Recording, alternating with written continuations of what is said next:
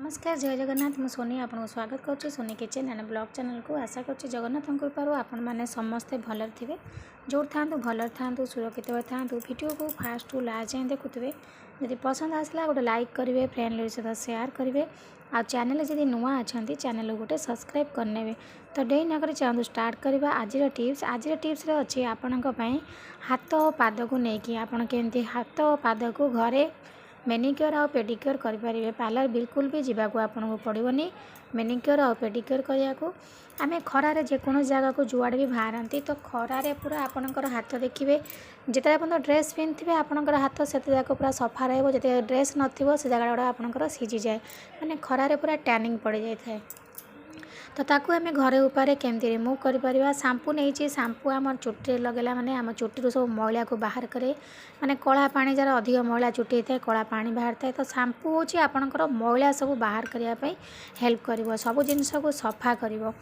तो देखो ये मुझे शैम्पू तापर नेक्स्ट जिनसटी आप नहीं कोलगेट पेस्ट आपड़ चेष्टा करेंगे कोलगेट धला वाला पेस्ट नापी कहीं कोलगेट पेस्ट आपणकर जी सफा हम अन्य पेस्ट से सफा हेनी तो कोलगेट पेस्ट आपणकर सब मैला को बाहर कर आपणकर हाथ और पाद को पूरा ग्लो कर ता सहित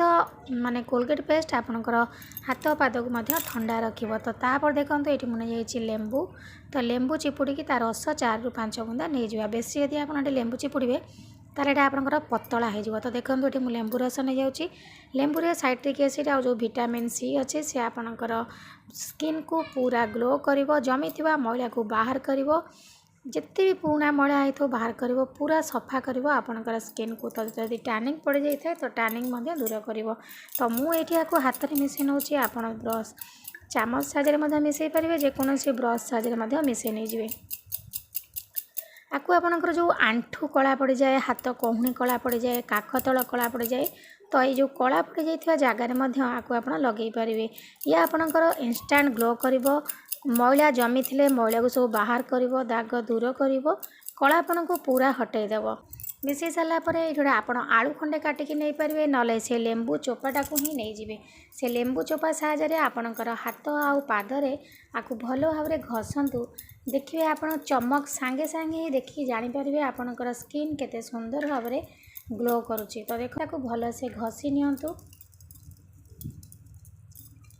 जितक भी टैनिंग पड़ जाऊँगी सूर्य किरण में आपणकर हाथ आ पाद गोटे पुला पूरा सीझी जाऊँगी तो सबू जाक दूर हो पूरा इंस्टांट ग्लो कर जमा भी मैला आपण हाथ आ पादरे रही देखो ये भल भाव में लगे नहीं गली लगे सारापर आप हल्का हल्का उषुम पाने टे समय बुड़े रखी धोई पारे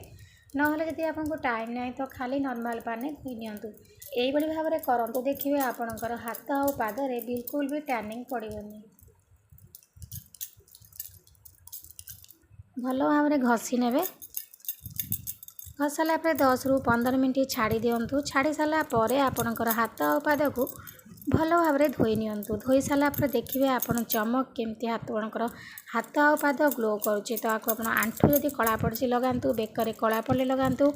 काखरे यदि कला पड़ जाइए तो से कला जगह मानक लगे रखु किस समय देखिए केते सुंदर भाव में आपणकर स्किन ग्लो कर तो ये आम अध घंटा पूरा छाड़ीदे